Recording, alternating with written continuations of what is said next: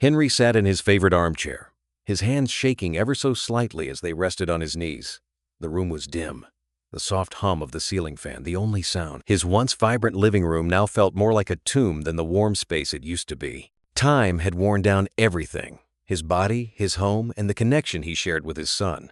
He glanced across the room at the photo of Mark and him from a few years ago, both of them smiling, carefree.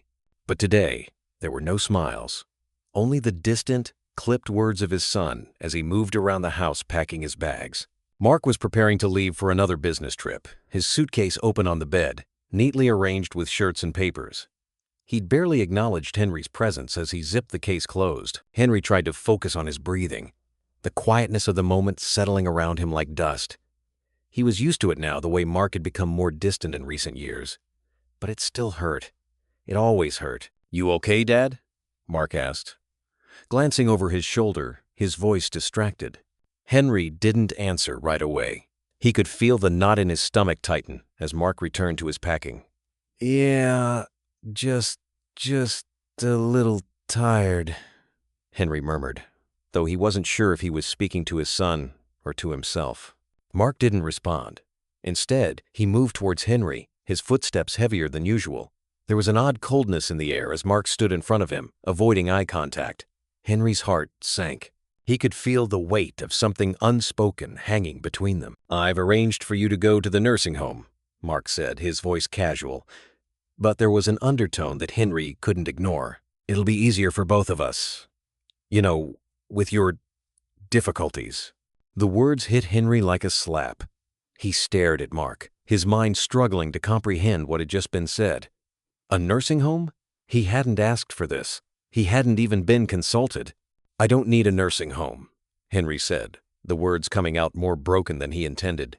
"I can manage here. I've been fine. I'm not that bad off." Mark shifted his weight from one foot to the other, clearly uncomfortable. "It's not about that, Dad. You're getting older. You need more care than I can provide." He paused, clearly trying to find the right words.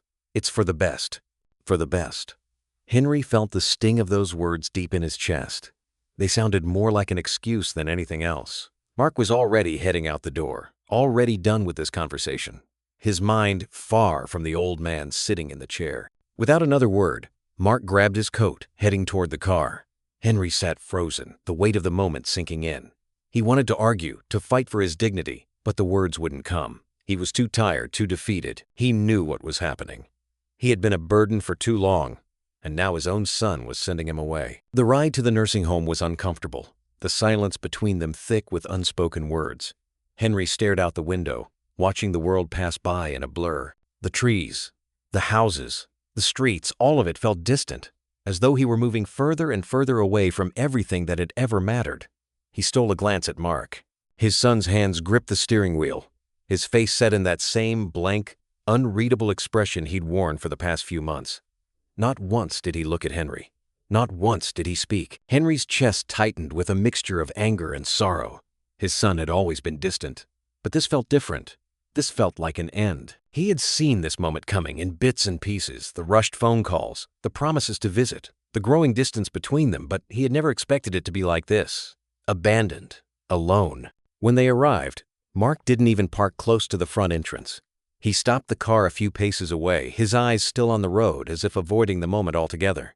"I'll be back soon, okay?" Mark said, his voice hollow, his words more of a formality than any real assurance. Henry nodded stiffly, his throat tight. He opened the car door, but before he could say anything, Mark had already shifted the car into gear, driving off without a second glance, the sound of the engine echoing in Henry's ears. The doors to the nursing home creaked open, the sterile smell of disinfectant hitting Henry as soon as he stepped inside. The cold, clinical walls felt like a prison, the staff moving around with robotic efficiency, their faces too tired to offer any warmth. He felt small, insignificant in this place, swallowed up by the unfamiliarity of it all. He had never imagined that this loneliness, this abandonment, would be his fate. His first night in the nursing home was unbearable. The bed was too hard, the lights too bright. The sounds of other residents murmuring in their sleep or calling out in confusion only made the silence feel even more deafening. Henry lay there, staring at the ceiling, his thoughts spiraling into the darkness. He had never felt more alone. And that's when it hit him. He wasn't going anywhere. This wasn't a temporary arrangement. This was his life now. Henry closed his eyes, the weight of the realization settling on him like a stone. He didn't know how he would survive this. He didn't know if he could. But he knew one thing for certain. He wasn't going to let Mark get away with this. Not without a fight. The days ahead were uncertain, but Henry had made up his mind. The battle had just begun. The first few days at the nursing home stretched on like an eternity. Henry had always prided himself on his independence. But now, in this sterile room with its bland walls and the faint hum of fluorescent lights overhead, he felt like a shell of the man he once was. He lay in the narrow bed, staring at the ceiling, waiting for something, anything, to break the suffocating silence. Every creak of the building, every distant murmur from the other residents, reminded him of just how alone he was. He tried calling Mark, over and over again. Each time, the phone rang and then went to voicemail. "Mark," he would say into the phone, his voice quivering despite his best efforts to sound composed. "I don't know what's happening. I don't know if you understand. But I need you. Please call me back." But the calls went unanswered, just like all the others.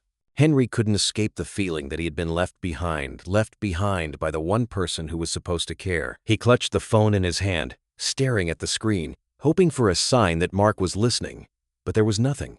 No message. No call. Nothing.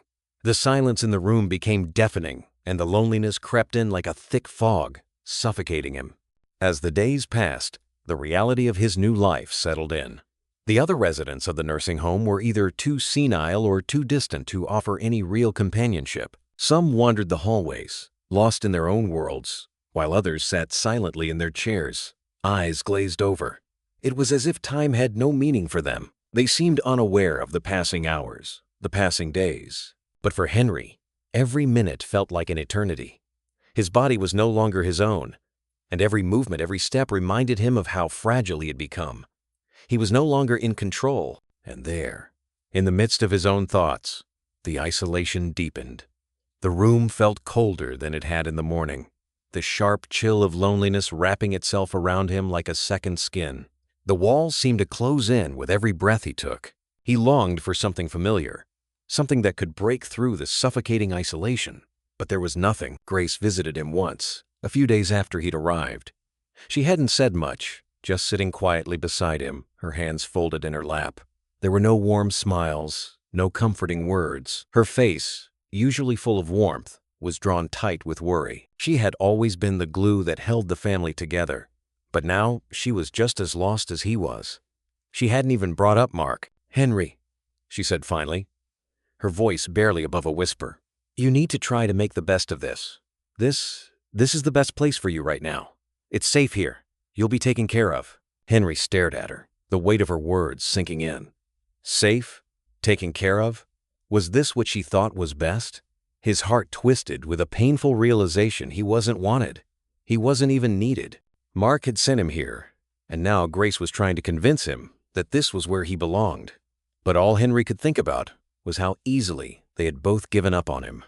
How easily they had discarded him like an old piece of furniture. He wasn't just abandoned by his son, he was being left behind by everyone he had ever loved. "I'm trying, Grace," he said quietly, his voice thick with emotion. "But it's not easy. I feel like I've been forgotten." Grace didn't respond. She only patted his hand softly, her eyes avoiding his, as if she couldn't bear the weight of what was happening. She stood up, her face a mixture of sadness and resignation, and left without another word. It was then that Henry decided he needed to confront someone. He had to talk to someone who could understand. Linda, one of the nurses at the home, was kind enough, but there was an air of indifference about her, as if she had seen so many people come and go that the pain of it no longer registered. Still, she was the closest thing he had to a confidant. "Linda," he said one afternoon when she came in to check on him. "Can I talk to you for a minute?" Linda stopped, her hands busy with the clipboard she carried. But she nodded and sat down beside him. Henry's voice trembled with a mix of anger and grief. "I don't understand. My son, he left me here, just dropped me off like I don't matter anymore. I've tried calling him, but he won't answer. I thought I raised him better than this. He promised he'd never leave me." Linda looked at him with sympathy, but her gaze was distant, almost detached. "It's hard for families sometimes," she said softly, almost as if she were speaking to herself. "People change. Your son, maybe he didn't know what else to do. This is a hard place for everyone involved." Henry felt a surge of frustration. "It's not just that. He didn't even say goodbye. He didn't even seem to care. And now I'm here alone wondering why I was never enough." Linda's eyes softened, but she didn't have an answer. She patted his shoulder, offering no real comfort. "I'm sorry, Henry. I know this isn't easy, but you're not alone here. We'll look after you." The words fell flat, and Henry could feel his anger rising. He didn't need sympathy. He needed his son. He needed answers. Instead, all he had was a room full of strangers, and a nurse who could only offer vague words of reassurance. As Linda left, Henry sat there in the silence, his mind racing. He had been abandoned, betrayed. The fury that simmered inside him was growing, threatening to boil over. But what could he do? He was trapped here, at the mercy of people who didn't understand. But one thing was certain. He wasn't going to stay here forever. He wasn't going to let this be his life. There had to be something, some way to make Mark see what he had done, to make him understand the damage he'd caused. Henry clenched his fists. Whatever it took, he would make Mark pay. But how? The days in the nursing home felt like a blur to Henry. Each one dragged into the next, and still, Mark's absence echoed through every moment. His son hadn't called, not once. Henry knew their relationship had been strained in recent years, but this felt different. It wasn't just the distance between them. It was the coldness, the suddenness of it all. Why hadn't Mark tried to visit? Why hadn't he checked on him? Henry couldn't help but replay the last few months in his mind, piecing together the scattered fragments of their interactions. The quick, impersonal phone calls. The excuses for why he couldn't visit. Mark had always been busy, but now it seemed like he had been avoiding him. Henry had never questioned his son's loyalty before, but now he wasn't so sure. He remembered moments from Mark's childhood that, in retrospect, felt different, selfish, manipulative, even. He recalled how Mark, as a young boy, would always get his way, whether it was a toy, a vacation, or the biggest slice of cake. Henry had always thought it was just the way kids were. But now, with this new understanding, it seemed like a pattern. Mark had learned early on how to get what he wanted, and now it seemed he was using those same tactics against him. The weight of it all settled in slowly, but when it hit hard. Henry had been nothing more than a stepping stone to Mark, a means to an end. The money, the house, the savings. He didn't want to admit it, but the truth was becoming clearer by the day. Mark had been planning this. Not just the abandonment, not just the nursing home. No, this had been about his inheritance, his future. Henry was just another obstacle. It wasn't until a few days into his stay that Henry had an alarming realization he no longer had access to his savings. Not only that, but the house he had worked so hard for, the house that was supposed to be his legacy, seemed out of reach. He'd always kept a careful watch over his finances, but now, when he tried to check his bank accounts, he found them locked. His passwords were changed.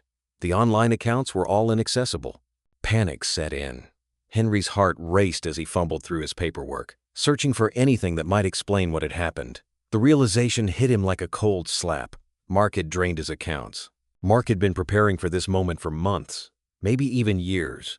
Everything, his savings, his investments, his assets, had been stripped away, and now he was trapped in this place, with no way out. The feeling of betrayal washed over him like a tidal wave, and for a moment, he just sat there, staring at the blank screen in front of him, as if it might somehow offer a solution. Linda, the nurse, came in to check on him, her face soft with sympathy. She'd been kind enough, always offering a gentle word or a helping hand, but Henry couldn't bear it anymore. He couldn't pretend that everything was fine. He couldn't accept that this was his life now. "I can't believe it," he muttered, more to himself than to her. "My son, he's taken everything from me." Linda frowned, setting down her clipboard. She took a step closer, her voice quiet but calm. "Henry, I know this is hard, but you're not alone here. We're here to help. If you need anything, you just have to ask." Her words should have been comforting, but instead, they only made him feel more isolated. How could she understand?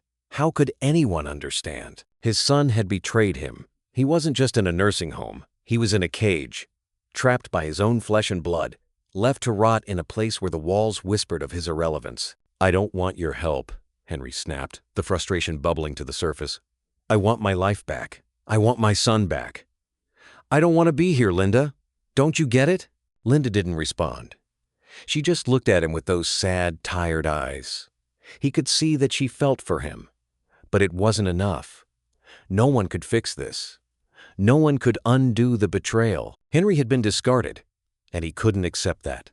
Not yet. That night, after Linda left and the darkness closed in, Henry sat at the small desk in his room.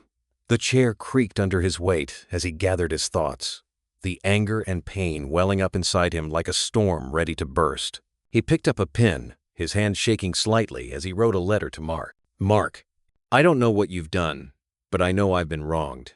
You left me here without a word, without a care. You drained my accounts. You've taken everything I've worked for, and for what? Your own gain? I want answers. I want you to explain what's happened, and why you've done this to me. You owe me that much. I expect a response. Now, Dad." He sealed the envelope with a heavy heart, but deep down, he knew it wouldn't matter. Mark wouldn't respond. He never had. But Henry had to try. He couldn't just sit here and wait for Mark to finish what he had started. He wouldn't allow himself to be forgotten, to be tossed aside like some broken object. The next morning, Henry took his first step toward reclaiming what was his. He picked up the phone and, with a trembling hand, dialed the number of an attorney he had once worked with years ago. He didn't know if they could help. He didn't know if it was too late. But one thing was certain, he wasn't going down without a fight. The section ends on a cliffhanger, with Henry's first steps toward seeking legal help, leaving the next part of the story unresolved. The tension of his growing determination adds emotional weight while building anticipation for what's to come. Let me know if you'd like any adjustments. The dimly lit office felt suffocating as Henry sat across from attorney Sarah Miller. She was a no-nonsense type of woman, mid-40s, sharp-sued, and a gaze that didn't miss a thing. Henry had never felt more out of place than he did in that sterile environment. But this was his only option. The desperation in his chest had grown heavy over the last few days. He needed answers, and he needed them now. Sarah had agreed to meet with him after he explained the situation over the phone. But Henry wasn't sure what to expect. "I can't believe he did this to me," Henry muttered, his voice thick with both grief and anger. "Mark, my own son. He left me there, without even a second thought. He didn't even care enough to say goodbye." Sarah leaned back in her chair, her fingers tapping rhythmically against the desk. She studied Henry for a moment, as if weighing his words. "I'm sorry for what you're going through, Henry. No one should be treated like that. But from what you're telling me, there's more going on here than just emotional abandonment. This sounds like it could be about money. A lot of money." Henry's heart sank. He had suspected it for days now. But hearing it spoken out loud made it feel all the more real. Mark wasn't just walking away from him emotionally. He was walking away with everything Henry had spent his life working for. The savings, the investments, the assets, all of it gone. "Do you think he's been planning this?" Henry asked, his voice cracking slightly. He had never felt more helpless in his life. His body, an unwelcome prison, as his mind raced with the realization that his son had orchestrated this abandonment with the sole purpose of taking his wealth. Sarah nodded, her eyes never leaving Henry's. "I can't say for sure yet, but it looks like Mark might have been setting things up for a while. You mentioned that your accounts were drained, right?" Henry swallowed his throat dry. I tried checking them. They're locked, everything I had gone. I don't know how he did it, but it's like he was waiting for the right moment." Sarah leaned forward, her voice steady but urgent. "I'm going to need you to gather every document you can. Bank statements, credit card information, anything that shows what's happened. This isn't just a matter of neglect. This could be financial fraud." The words stung, but they also sparked something inside Henry, an ember of determination. He had been treated like a burden, like something to be discarded. But this was a betrayal on a whole new level. His own son, stealing from him, setting him up to fail. It was unforgivable. He nodded, though a cold fear was starting to settle in his chest. "I'll do whatever it takes," he said, the resolve in his voice thicker now. "I need to know what he's done, and I need to make him pay." "Good," Sarah said, pulling out a stack of papers from her briefcase. We're going to start by investigating his financial activities. It's going to take time, though. Legal processes like this don't move quickly. But once we have proof of fraud, we'll have a solid case. Henry's mind raced. He had always prided himself on being self-sufficient, on taking care of his own business. But now, with his body failing him and his son's betrayal hanging like a shadow over his every thought, he felt lost. Could he really do this? Could he fight back against the person who was supposed to love him? As Sarah walked him through the next steps, Henry's thoughts kept drifting back to Mark. The silence. The coldness. It was like a wound in his chest that wouldn't heal. But the worst part? The thing that made his skin crawl? The realization that Mark had been planning this for much longer than he'd thought. He remembered the last few months, the rushed phone calls, the promises to visit that never seemed to happen. He'd brushed it all off before, chalking it up to his son's busy life. But now, it seemed like Mark had been preparing for this moment. The manipulation, the gradual distance, the slow siphoning of his wealth. Henry couldn't wrap his mind around it. His own flesh and blood. It was a kind of betrayal that cut deeper than anything else. Sarah gave him one last piece of advice before he left the office. You need to be patient, Henry. This is going to take time. Mark has connections. He'll try to cover his tracks. But we'll find the truth. We always do. Henry didn't feel reassured. If anything, the weight of the situation was growing heavier by the minute. He didn't know how much time he had left. The clock was ticking, and Mark's silence was only making everything worse. As he left the office, his mind felt foggy, the enormity of what he was up against settling in. But there was no turning back. He was in this fight now, whether he was ready or not. He had no choice but to move forward. When he got back to the nursing home, Henry tried to focus on the task ahead, gathering evidence, looking through old papers, contacting banks. But every time he looked around, he was reminded of how trapped he was. The nurses passed him by with polite smiles, the residents too absorbed in their own confusion to notice his struggles. This place, this prison, was where he had been left to rot. But now, he wasn't just fighting for his dignity. He was fighting for his life, and he would make Mark pay, no matter what it took. Henry sat in the same uncomfortable chair in Sarah Miller's office, his hands trembling as he gripped the edge of the desk. The air between them was thick with tension, the kind of stillness that comes just before the storm. Sarah's eyes were fixed on her computer screen, her fingers moving swiftly over the keys as she clicked through a series of documents. Henry's heart raced, but his mind was numb. He had spent the last few days gathering what little information he could, old tax returns, account numbers, anything that might shed light on what Mark had done. But it was Sarah's discovery that would open his eyes to the horrifying truth. Henry, Sarah said quietly, looking up at him, her face pale but composed. I found something. It's worse than I thought. Henry's throat tightened. What do you mean? What did you find? Sarah paused for a moment, collecting her thoughts before speaking. Mark has been embezzling money from your accounts. For months. He's been withdrawing large sums, transferring them into offshore accounts. And it's not just that. He's been selling off some of your assets without your consent, including some of your more valuable investments. The words hit Henry like a physical blow. The room swam around him, the floor beneath his feet feeling like it was giving way. He had suspected something, but hearing it so plainly, so coldly, laid bare the reality of his son's betrayal. Mark hadn't just abandoned him emotionally, he had been systematically draining him of everything he had worked for, everything he had built. Wait, Henry choked out, his voice barely audible. You mean he's been stealing from me for months? And I never knew? Sarah nodded, her expression grave. That's exactly what I mean. This wasn't just an impulsive act. This has been a carefully orchestrated scheme, Henry. Mark has been planning this for quite some time. And now he's gotten everything: your wealth, your security. He's left you with nothing. Henry's stomach churned, his anger rising like a tide that threatened to swallow him whole. He had spent his entire life working hard, building a future for his family. And now it was all gone. Stolen by his own son. The betrayal was unbearable. The thought that Mark had been playing him all along, pretending to care while lining his own pockets, was too much to process. Why? Henry whispered, almost to hymns. Why would he do this? He's my son. How could he do this to me? Sarah's gaze softened for a moment, but she didn't sugarcoat it. I wish I had a simple answer, Henry. But the truth is, some people are driven by greed. It's clear Mark has been putting his interests ahead of yours for a long time. And now, he's taken everything. Henry shook his head in disbelief. I don't understand. He's been so cold. But to do this? I never saw it coming. Not from him. Sarah leaned forward, her tone steady but insistent. That's why we need to dig deeper. This isn't just about your relationship with Mark.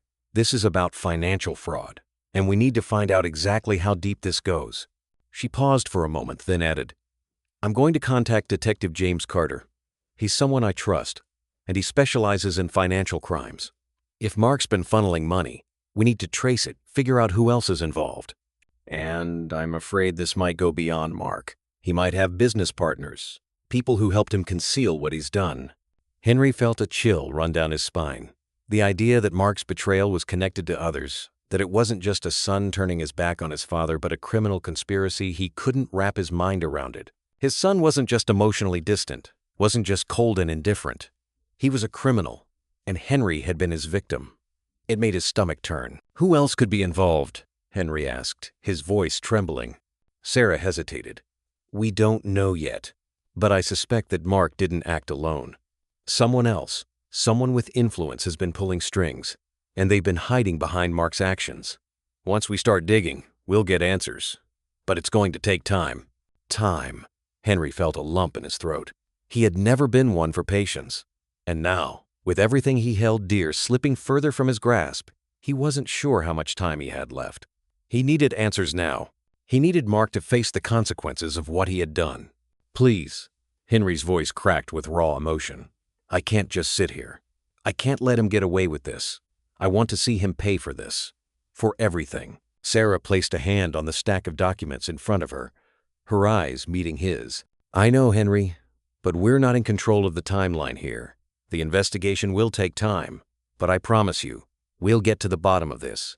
Mark won't escape, not if we can help it. Henry clenched his fists, his resolve hardening. He didn't know how long it would take, but he would wait. He would fight for his money, his dignity, and for justice. As he left Sarah's office, the weight of the situation pressed down on him. This wasn't just about a son abandoning his father. This was about a criminal mastermind who had hidden behind familial ties, exploiting his father for his own gain. And now, the truth was beginning to surface. Henry had always thought of Mark as a man who could do no wrong, but the truth was much darker. And as he walked out into the cold, he knew one thing. This battle was far from over. The room was cold. The sterile walls of the office seemed to shrink around Henry as he waited, his heart pounding in his chest. Sarah had arranged the meeting, making sure everything was set up so that the confrontation would be as controlled as possible. Henry didn't know if he was ready to face his son.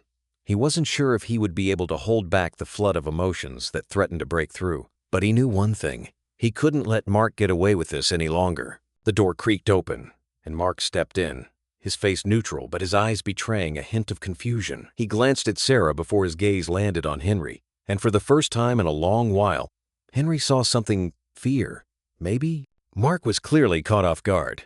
He wasn't prepared for what was about to unfold. Sit down, Sarah said, her voice firm, taking control of the situation. We need to talk. Mark hesitated for a moment before sliding into the chair across from Henry. He crossed his arms, the defensive posture immediately putting Henry on edge. Henry tried to steady his breathing, to keep his anger from boiling over, but every part of him was screaming to lash out, to finally make Mark feel the weight of his betrayal. Dad, what is this? Mark asked, his tone a mix of frustration and feigned confusion. I didn't think I'd be dragged into something like this. What's going on? Henry's voice trembled, thick with emotion, as he handed over a set of documents to Mark. What's going on, Mark? What's going on is that you've been stealing from me, from your own father. I found the evidence, the withdrawals, the offshore accounts, and don't try to deny it. Mark froze, his face paling as he glanced down at the papers in his hands. The shock on his face was brief, quickly replaced by a defensive posture. He leaned back in his chair, but Henry could see the tension in his shoulders. He was caught, and for the first time in a long time, Mark didn't know how to lie his way out of it. I don't know what you're talking about, Mark began, but his voice lacked conviction. This isn't true. You're blowing things out of proportion. Sarah didn't let him off the hook. We've seen the financial records, Mark. It's all there. You've been moving large sums of money into accounts we can't trace. Not to mention, you've been selling off your father's assets without his consent. That's called embezzlement. That's a crime." Mark's eyes flickered to Sarah, then back to Henry. The mask of indifference was starting to crack. "I was just trying to take care of things. You know, you can't keep up with all of this, Dad. You're getting older. I didn't want to be burdened with your care anymore." The words hung in the air like an insult. Henry's chest tightened, the sting of betrayal piercing deeper than he had ever expected. He could feel the anger building in him, a mix of grief and rage that he couldn't contain. "Burdened?" Henry spat, his voice rising with every word. "You think I was a burden? You think I'm some sort of liability that you can just toss away when it's convenient for you? You left me in that place alone like I was some inconvenience you couldn't be bothered with. And now, you've been stealing from me? From your own father?" Mark shifted uncomfortably in his chair, his gaze dropping to the floor. The reality of what he had done seemed to settle over him, but instead of remorse, there was something colder behind his eyes, defensiveness, an attempt to justify his actions. "Look, Dad, I did what I had to do. I didn't want to, but I couldn't keep living like this. It's not like I've done anything illegal, right? You're just mad because I made a plan for the future. For my future." Henry felt his heart shatter as the words left Mark's mouth. "Your future?" he repeated, voice breaking. "You've destroyed our future, Mark. You've destroyed this family. All for money. All for your selfish future." Mark's eyes narrowed, frustration creeping in. "You don't understand, okay? I've been trying to set things up for both of us. I can't just keep living in your shadow forever, Dad. I needed to make sure I was taken care of. I needed a life of my own." Sarah leaned forward, her tone cold and professional. "You've already taken what isn't yours, Mark, and now you're going to answer for it. All of it." The silence in the room felt suffocating. Henry wanted to scream, to lash out, to make Mark feel what he had done. But instead, the words that left his mouth were steady, broken. "I don't want your money. I want justice. I don't care about a settlement.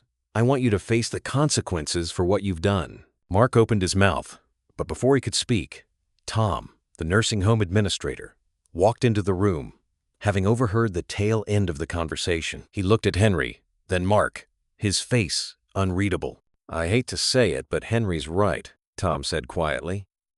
"Mark, you've been coming here, not just to visit your father, but to take his things. I've seen you. We all have." Mark's face turned red with fury. "That's not true," he snapped. "This is all insane." Tom shook his head. "It's true, and I suggest you think long and hard about what you're doing. Because what's coming next, if Henry pursues legal action, it's going to hit you hard." Henry felt his pulse quicken, the weight of the situation sinking in. His mind raced with thoughts of what to do next. He wasn't going to let Mark get away with this. But as he stared at his son, broken, defensive, unremorseful, he realized that no matter what happened next, it wasn't going to bring back what was lost. The confrontation wasn't over yet, but the next step was clear. Henry would take action. He would fight for what was stolen, and he would make sure Mark faced the consequences of his greed. The first few weeks after the confrontation felt like an endless battle. Mark refused to settle.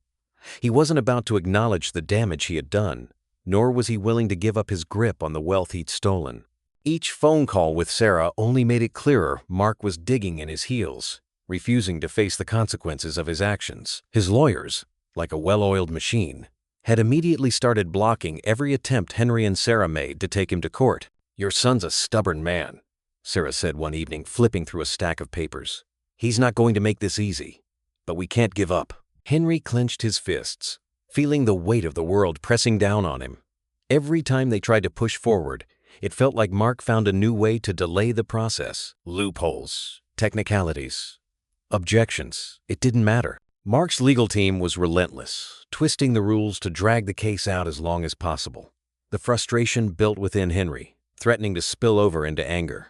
It had been weeks since Sarah had uncovered the full extent of Mark's embezzlement, and yet Henry was no closer to seeing justice. But it wasn't just the legal battle that was wearing him down. Every day, it seemed, there was another hurdle. His own wife, Grace, was becoming increasingly torn between supporting him and trying to salvage some semblance of peace with Mark. She visited Henry in the nursing home every few days, but each time, The air between them felt heavier. "Henry," Grace said one evening, her voice softer than it had been in weeks. "I just don't know what to say anymore. I love you, I do, but Mark is my son. I can't just turn my back on him. It's not that simple." Henry stared at her, the hurt he had been carrying for so long bubbling up to the surface. "You're not turning your back on him, Grace. You're standing by what's right. But I can't just let him get away with this. Not after everything he's done." Grace looked down, tears welling in her eyes. But she didn't answer. She didn't have to. Henry could see the conflict etched on her face. She wanted to be the bridge between them, to repair the damage between father and son. But it was clear she was caught between two worlds. Her loyalty to Henry, her husband, was unwavering. But the love she still felt for their son was clouding her judgment. The case dragged on. Every hearing, every court date felt like a dead end. Mark's lawyers kept filing motions to dismiss, or they would delay hearings under one pretense or another. Every attempt to get a court order or a formal ruling was met with another setback.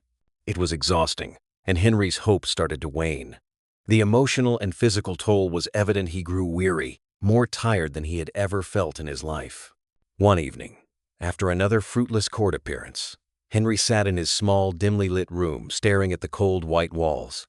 He wanted to scream. He wanted to break something, to release the anger that had been building inside him for so long. But Sarah's words echoed in his mind, the last conversation they had just a few hours ago. "You can't give up, Henry. This isn't just about money, it's about right and wrong. And I believe we're on the right side. Mark might think he's going to walk away from this, but we won't let him." Henry's resolve, though battered, started to stir. He wasn't going to let Mark win. He couldn't. Not after everything that had happened. "Sarah's right," he muttered to himself, gripping the edge of the desk. "He won't get away with this. Not if I can help it." As if on cue, his phone buzzed. It was a message from Detective James Carter, the investigator Sarah had brought on board. Henry opened it, his eyes scanning the text quickly. "New evidence. Found some transactions tied to Mark's business partners. This is bigger than just a father-son dispute. We're getting closer." A chill ran down Henry's spine. He couldn't believe it. Mark hadn't acted alone. He had been working with others. His actions weren't just a matter of a son betraying his father. This was a full-blown conspiracy. The implications were staggering, and Henry's anger flared up again. But this time, there was something else, Hope. This was the break they needed. This was the thread they could pull on to unravel the whole scheme. Mark, on the other hand, was beginning to feel the pressure. The panic was starting to show. Sarah's team had already alerted the authorities, and it was only a matter of time before Detective Carter brought the full weight of the law down on him. Mark was no longer the untouchable man he once thought he was. The walls were closing in, and Henry could feel it. The truth was finally coming to light, and Mark's empire was beginning to crumble under the weight of his own greed. But there was still a long way to go. The legal battle was far from over, and every step forward seemed to come with a new obstacle. Henry knew it wasn't going to be easy, but for the first time in a long while, he felt like he was on the verge of something. The truth was out there, and it was only a matter of time before Mark had to face it.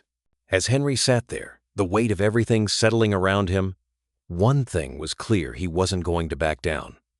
Not now. Not after everything that had been taken from him. The battle had only just begun. The court battles had dragged on for what felt like an eternity. Each day, the pressure mounted, the stakes growing higher. Sarah Miller had fought tooth and nail to expose Mark's financial misconduct, but the fight was far from over. The legal hurdles were relentless, and as they pushed forward, Henry could feel the weight of the battle starting to crush him.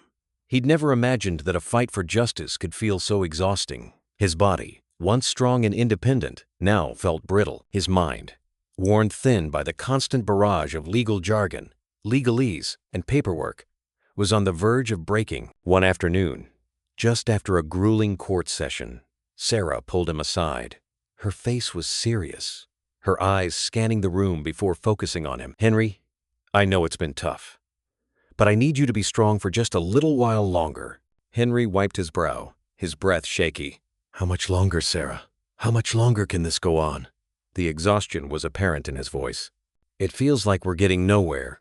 Every time we take a step forward, Mark finds a way to push us 2 steps back." Sarah gave him a tired smile, but it didn't reach her eyes. I know. But the truth is, we're getting closer. His reputation's starting to crumble. And soon enough, the public will see him for who he really is. Despite Sarah's assurances, Henry could feel the gnawing frustration in his gut. His son, his own flesh and blood, had orchestrated this entire nightmare. The betrayal was still so raw, so real, that every time he thought about it, he felt a deep, aching pain. He wasn't just fighting for his money anymore, he was fighting for his dignity, his family, and everything Mark had taken from him. The very next day, Mark's lawyer approached Sarah with an offer. It was a deal, a settlement of sorts. Mark, it seemed, was beginning to feel the pressure of the case closing in on him. "Your client," the lawyer said, his tone calculated, "has been through enough. Mark is willing to return some of the stolen assets in exchange for a reduced sentence. He doesn't want this to drag on any longer." Henry's blood boiled as he listened to the proposal. Mark wasn't offering an apology, wasn't acknowledging the full extent of what he had done. He was offering money in exchange for leniency. It was typical Mark, self-serving, manipulative, trying to buy his way out of the consequences. "Tell Mark," Henry said, his voice thick with contempt, "that I won't settle for anything less than full restitution. He doesn't get to buy his way out of this. Not after everything he's done." Sarah hesitated before responding, her gaze fixed on Henry. "I know this isn't easy, Henry, but he's playing a game here. If you want justice, you can't give him an inch. You have to stand your ground." "I will stand my ground," Henry growled, feeling the years of frustration, anger, and betrayal finally bubble to the surface. "He's caused irreparable damage to this family. I'm not going to let him walk away with anything but the consequences he deserves." The fight was beginning to take a toll on Henry in ways he hadn't anticipated. His health, already fragile, seemed to deteriorate with every passing day. The stress weighed him down, his once strong frame growing frailer by the week. The sleepless nights spent agonizing over legal documents, over Mark's betrayal, over the toll the entire ordeal was taking on his marriage were wearing him thin. His hands shook as he tried to sign papers, his concentration fractured by the constant barrage of thoughts swirling in his head. Grace, despite her own confusion and guilt, had been trying to hold on to what remained of their relationship. She visited him more often, her voice strained, trying to bridge the chasm that had opened up between them. But Henry could feel the distance growing. She was torn between the man she had loved for years and the son she still wanted to believe in. One evening, after yet another long day of court hearings, Grace sat beside Henry, her hand gently resting on his. Her voice was quiet, filled with a sense of helplessness. "Henry, I know this has taken everything out of you, but I don't know how much longer I can stand seeing you like this. You're hurting yourself fighting this battle." Henry looked at her, his eyes hollow from exhaustion. "You think I can just give up? You think I can just let Mark get away with what he's done? He's stolen from me, from us, and you want me to let him walk away because I'm tired?" "I'm not asking you to give up," Grace said softly, her voice breaking, "but I am asking you to take care of yourself. You're pushing yourself to the edge. We're both going to lose everything if this keeps going the way it is." He couldn't respond. He didn't know how to reassure her when he couldn't even reassure himself. The legal battle had become all-consuming, and it was beginning to feel like there was no light at the end of the tunnel. But then, as if a flicker of hope was breaking through the darkness, the media picked up on the case. It wasn't just a small family dispute anymore, it was a high-profile case. The public was starting to turn. People were rallying behind Henry, condemning Mark's actions. News outlets began covering the details of the financial fraud. And as more information came to light, the backlash against Mark grew. His reputation, once untouchable, was beginning to crumble. Mark, sensing the shift in public opinion, was beginning to panic. The walls were closing in, and for the first time in months, Henry could see it, the cracks in Mark's facade, the desperation in his eyes. But Henry knew this was only the beginning. The hardest part was still ahead. The tension in the courtroom was suffocating. Henry sat at the witness stand, his hands tightly gripping the sides of the chair, his knuckles white. The courtroom around him buzzed with activity, the murmur of voices and the shuffle of papers mixing with the quiet clink of legal pads and the faint click of a gavel.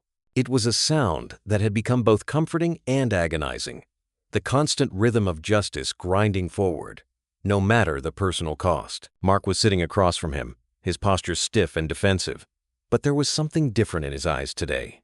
A flicker of uncertainty, a tremble of fear that hadn't been there before. It was like the walls were closing in on him. He shifted uncomfortably. His jaw clenched, but there was no denying it. He was beginning to crack under the weight of everything that had been revealed. Henry felt a strange mix of anger and sorrow as he watched his son, the son who had once been his pride and joy, struggle to maintain the facade of control.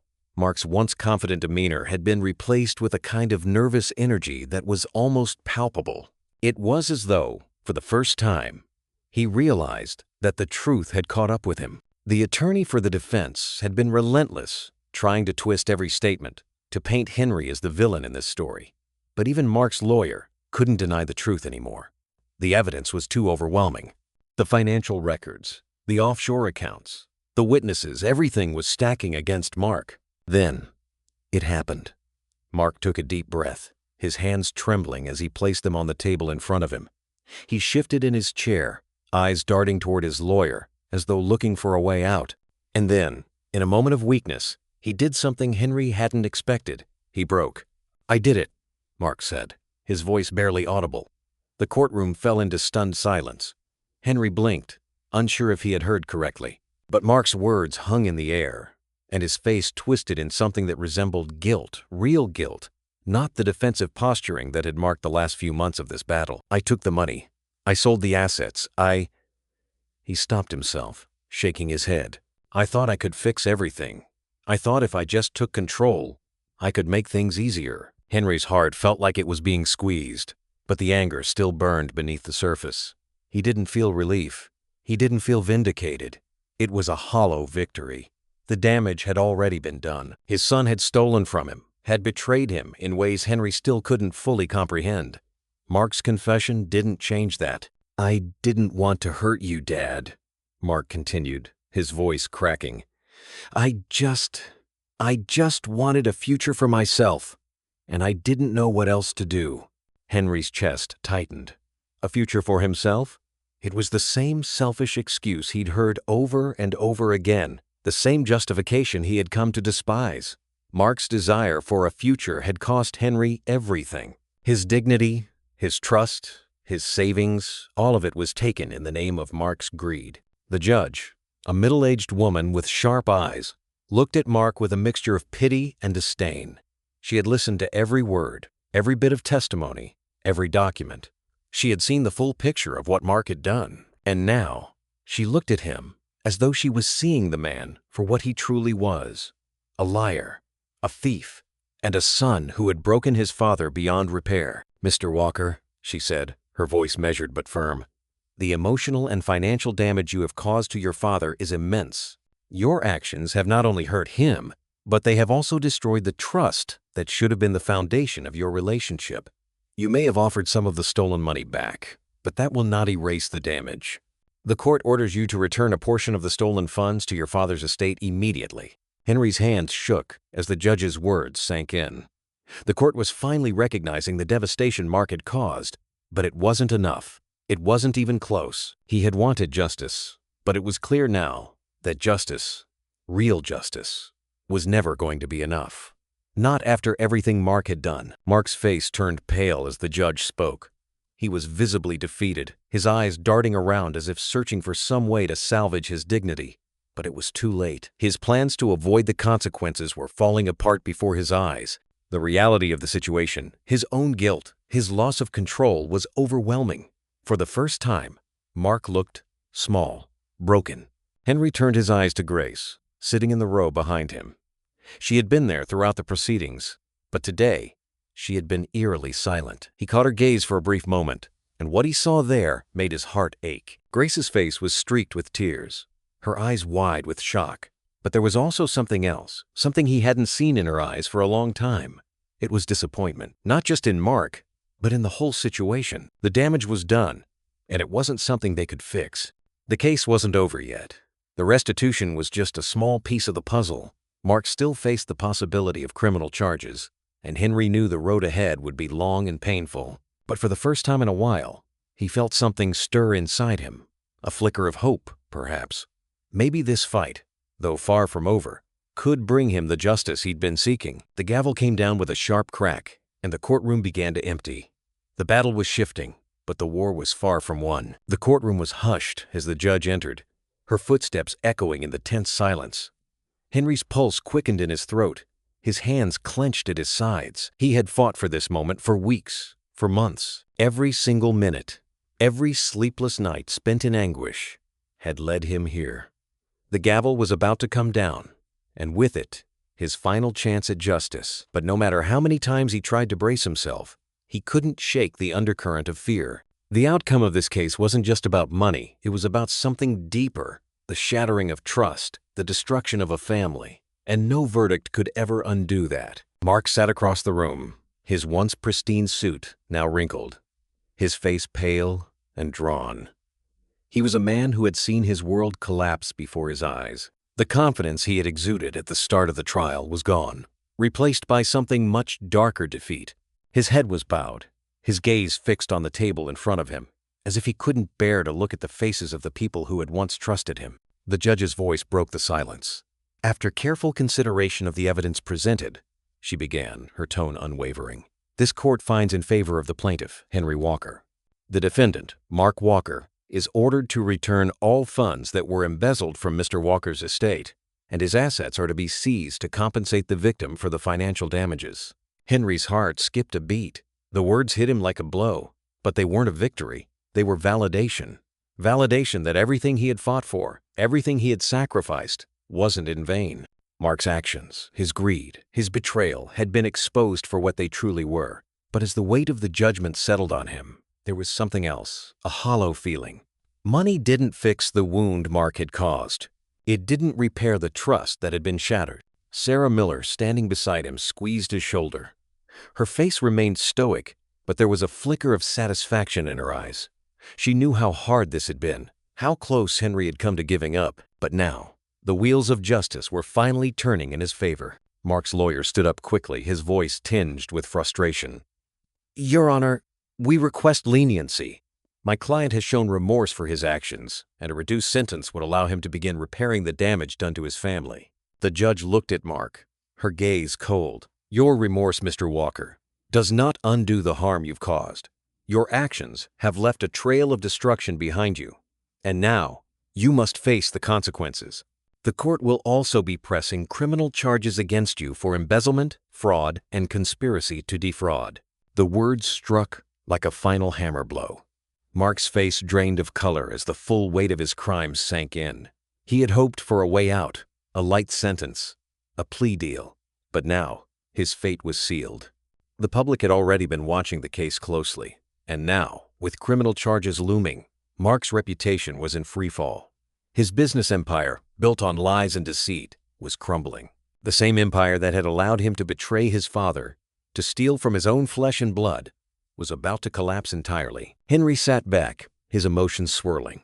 Part of him wanted to feel satisfaction he had fought so long for this moment, for Mark to finally face the consequences. But another part of him couldn't shake the sadness. This was the son he had raised, the man he had once trusted. Now, that trust was gone, and nothing, no verdict, no restitution, could bring it back. The judge continued, "In addition, I've considered testimony from Mr. Walker's nursing home administrator, Tom Davenport. Mr. Davenport has confirmed that the defendant, Mark Walker, was not visiting his father out of concern, but instead was taking his belongings under false pretenses. This only further exacerbates the breach of trust in this case." Henry's stomach twisted at the mention of Tom's name. He remembered when Tom had come forward, offering his testimony. It had been a small but crucial piece of the puzzle, one that confirmed Mark's manipulations. Henry hadn't wanted to believe it at first that Mark had been visiting him only to take his things, but now, hearing it spoken in open court, it felt like another layer of betrayal. Grace, who had been sitting silently beside Henry through most of the trial, finally spoke up. Her voice was low, filled with sorrow, but there was no denying the determination in it. "Henry," she said softly, This is just the beginning. We can rebuild from here, together." Henry looked at his wife, the woman who had stood by him even as everything seemed to fall apart. He saw the pain in her eyes, the quiet heartbreak she had tried to hide. She had lost her son, too, but her loyalty had never wavered. But the future seemed uncertain. As the judge's final words filled the room, Henry couldn't help but wonder what would come next. The court had ruled in his favor, but Mark's criminal trial was far from over. The ripple effects of his actions, both personal and legal, were just beginning to unfold.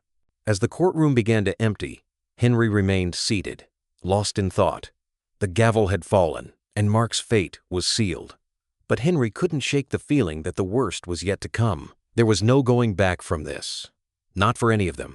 And as the sound of footsteps faded in the distance, Henry realized the real question wasn't about money or punishment.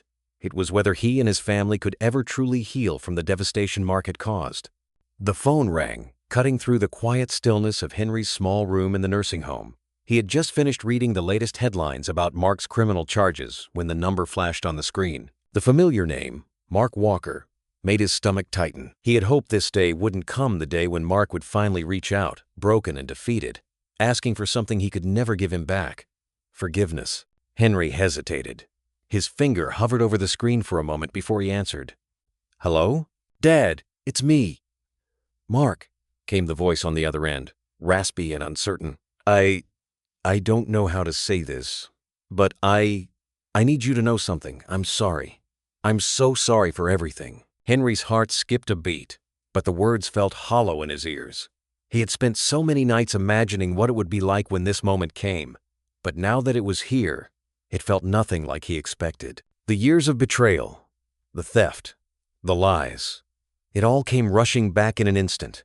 His son, the man who had so easily torn apart their family, was now asking for forgiveness. How could he forgive something so deep, so vile? "I don't want to hear it, Mark," Henry said, his voice low, thick with emotion. The pain in his chest was overwhelming. "You've taken everything from me. You stole from me, from this family. And now, you think a phone call can make it all go away?" "I didn't mean to hurt you," Mark continued quickly, his voice shaking. "I didn't. You have to believe that. This wasn't about you. It was about me, about my fears, my insecurities. I felt like I was losing control of my life, and Henry's mind raced. Insecurities? Was that what this was? A boy's childish need for control, now manifesting in a man who had ripped apart everything Henry held dear? He could feel the rage bubbling beneath his skin, but he bit it back. There was no point in letting Mark off the hook with excuses. "You took my life, Mark," Henry finally said, the words thick in his throat. "I trusted you. I thought you were my son, my family. But you were just using me, using this family for your own gain. And now you want me to believe you didn't mean to hurt me?" Mark's voice softened, almost pleading. "I was wrong. I know that now. But please, Dad, I need you to understand. It wasn't about malice. It wasn't about hurting you. It was about me trying to survive in a world where I felt completely lost." Henry was silent for a long moment. He could hear the rawness in Mark's voice, the desperation for redemption, but it didn't change the fact that the betrayal ran too deep. The house of cards Mark had built, founded on lies and theft, was crumbling, and now he expected to rebuild it with a few words of regret. "I'm not sure I can forgive you," Henry finally replied, his voice trembling. "Not after everything you've done. After all the lies, the manipulation. You don't just get to walk away from this." On the other end, Mark's breath hitched. "Please, Dad, I'm asking for a chance to make things right. I know I've hurt you, and I understand if you need time, but I can't live with this guilt. Please. I'm asking for your forgiveness." Henry closed his eyes, the weight of everything bearing down on him. Forgiveness. It was something he had been struggling with since the moment he learned the extent of Mark's betrayal. Could he let go of the pain? Could he find it in himself to offer Mark the mercy he was begging for? But in the back of his mind, the words Sarah Miller had told him earlier that week echoed. "You don't have to forgive him right away, Henry. Justice has to come first. And forgiveness isn't a transaction. It's something that takes time." Grace's voice rang out in his mind too. She had been pushing him toward reconciliation, toward healing, for the sake of their family. "You've always taught us that family is everything," she had said one evening, her eyes full of sorrow. "Maybe it's time to think about rebuilding, Henry. For us. For the future." Henry's jaw tightened. His mind was spinning, torn between the promise of reconciliation and the agony of what he had already lost. The truth was, he wasn't ready. He wasn't ready to forgive a man who had crushed him under the weight of his selfishness. But Grace was right. In a way, he couldn't spend the rest of his life consumed by anger. Not for the sake of his own soul. Not for the sake of their family. "I can't forgive you today, Mark," Henry said finally, his voice breaking. "But I'll think about it. I'll think about what it would take for me to forgive you. But you need to understand something. I won't do it just because you're asking for it. I won't do it unless I know that you've truly changed." The line was silent for a moment, and Henry could almost hear Mark's heart sinking on the other side. "Okay," Mark whispered. "I understand. I'll wait." As Henry ended the call, he sat back, a sense of emptiness settling over him. How could he forgive someone who had destroyed him? How could he let go of the betrayal that had shattered the very foundation of his world? He didn't know, but he knew one thing for sure: he wasn't ready to offer forgiveness just yet. The road to healing, to forgiveness, was long, and Henry wasn't sure how far he was willing to walk down that path. Not yet. Not today. It had been weeks since the court case, but Mark's presence loomed over Henry like a shadow. After his confession and the judgment, Mark had disappeared for a while, but now he was back. He had started attending therapy, reaching out to anyone who might help him reconcile the wreckage he'd caused. He said the right things like, "I'm sorry," and "I want to be a better person." He talked about his insecurities, about feeling lost and out of control, but Henry couldn't bring himself to believe any of it. The words felt like empty gestures, like a man trying to patch up a shattered vase with a few drops of glue. No matter how hard he tried, Henry couldn't shake the feeling that it was too little, too late. Henry still couldn't wrap his mind around the fact that Mark was trying to make amends. He had betrayed Henry in ways that couldn't be undone. And now Mark thought a few therapy sessions, a few public apologies, could erase the years of manipulation, deceit, and broken trust. Every time Mark called, every time he showed up at the nursing home, Henry could feel his stomach tighten.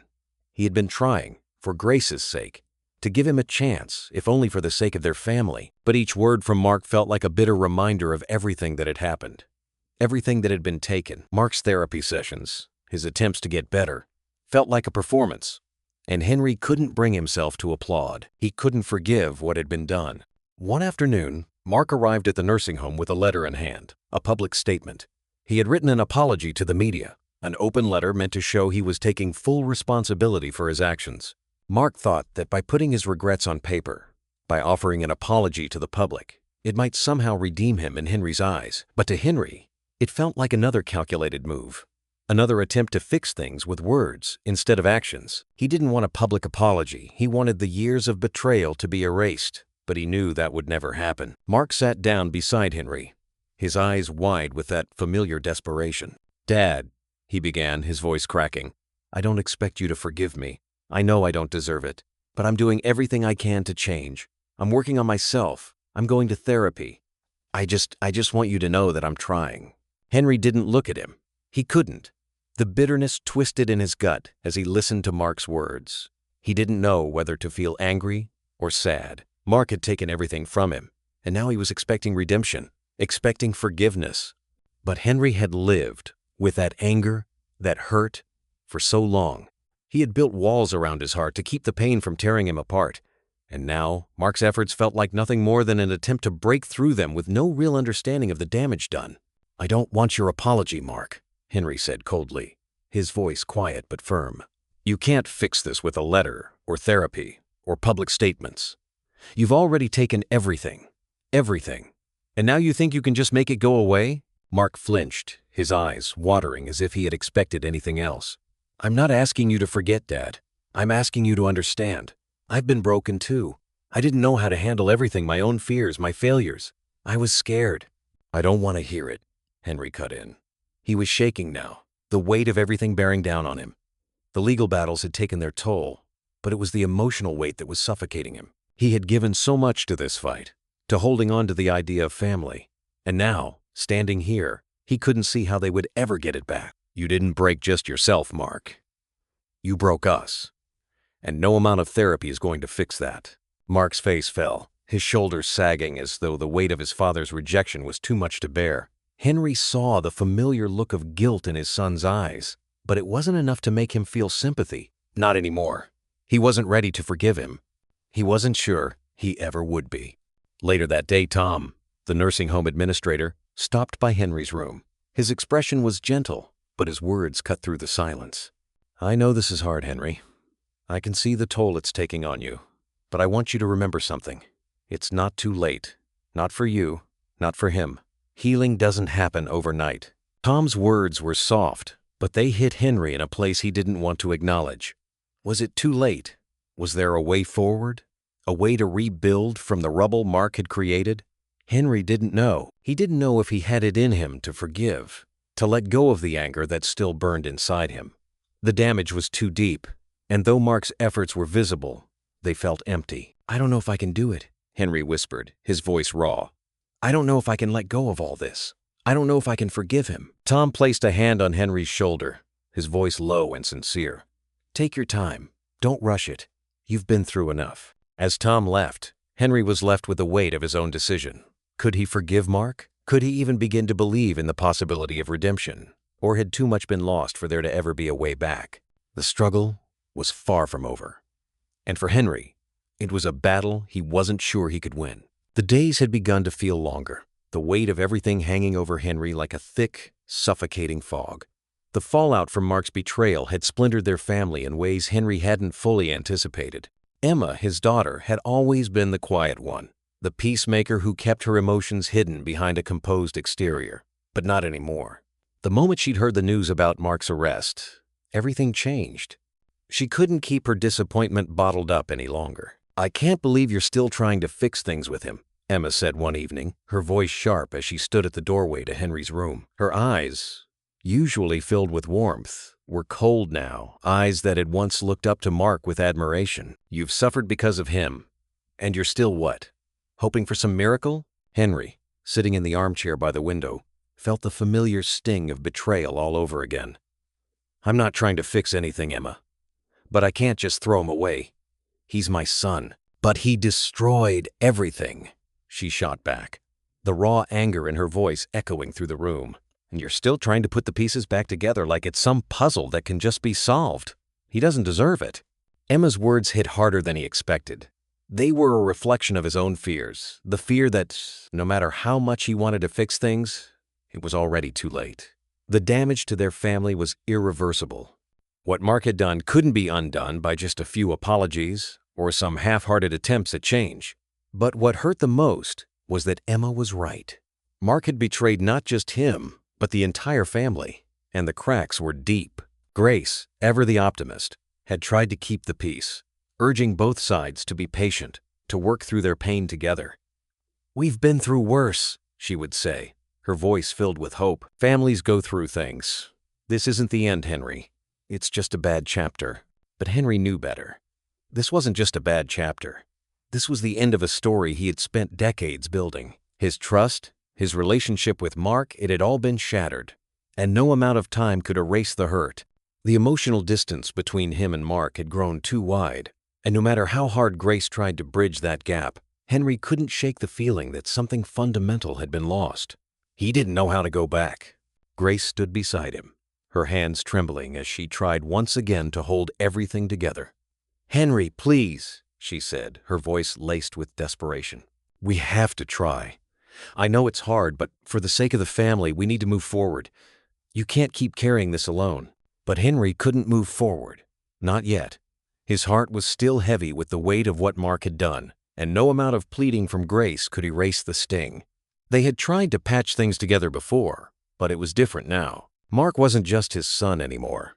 He was a man who had betrayed him, and Henry wasn't sure if he could ever look at him the same way again. Tom, the nursing home administrator, had been a quiet source of support throughout all of this. He had always been the kind of man who offered words of comfort without pretense, but even his gentle counsel couldn't smooth over the growing tension. One day, after another emotional confrontation with Grace, Tom sat down beside Henry, his expression thoughtful. "You need to take care of yourself, Henry," Tom said softly, his voice steady.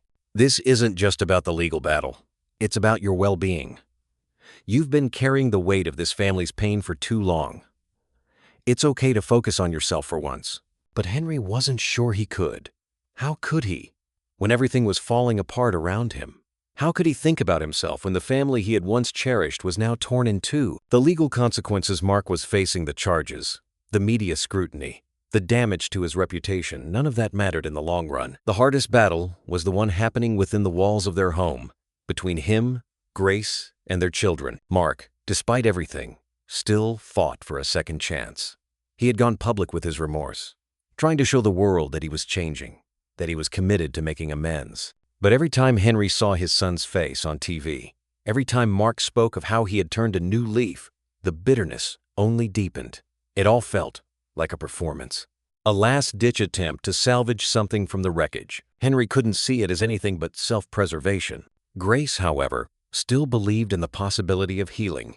She wanted a reunion, a family that could one day sit at the table together without the weight of the past hanging over them.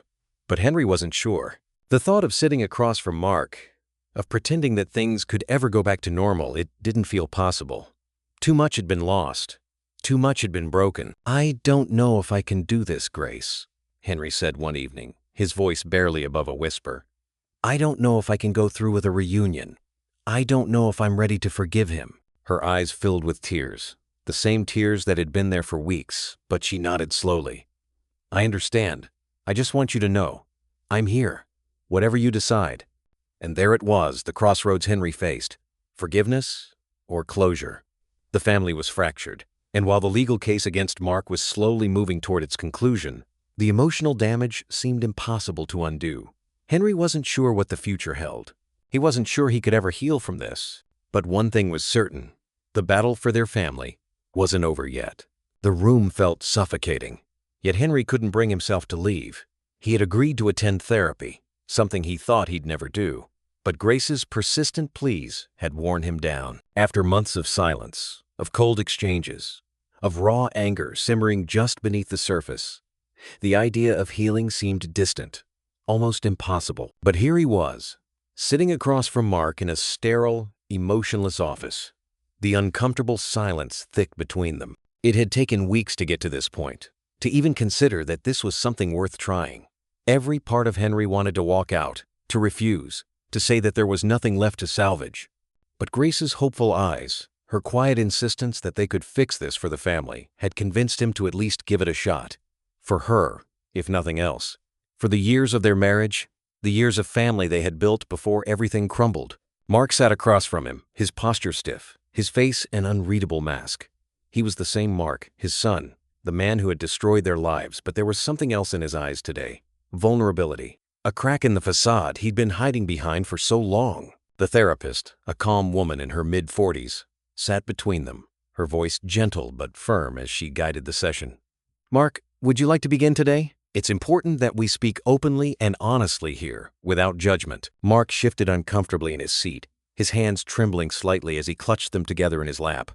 I don't even know where to start," he admitted, his voice faltering. "I've spent so much time trying to protect myself, to make things work, that I never thought about what I was doing to the people I loved.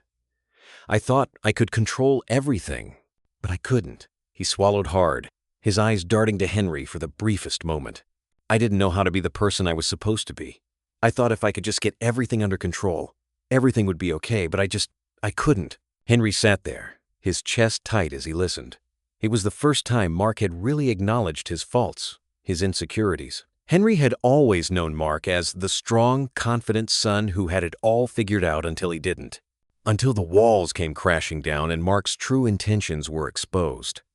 Now, hearing him speak so openly, so vulnerably, made Henry's heart ache.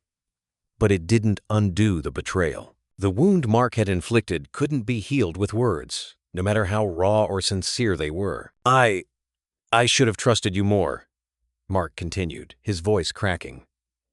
"I was afraid of being vulnerable, of being weak. I thought if I didn't fight for what I wanted, I'd lose everything. I never wanted to hurt you, Dad, but I did, and I can't take that back."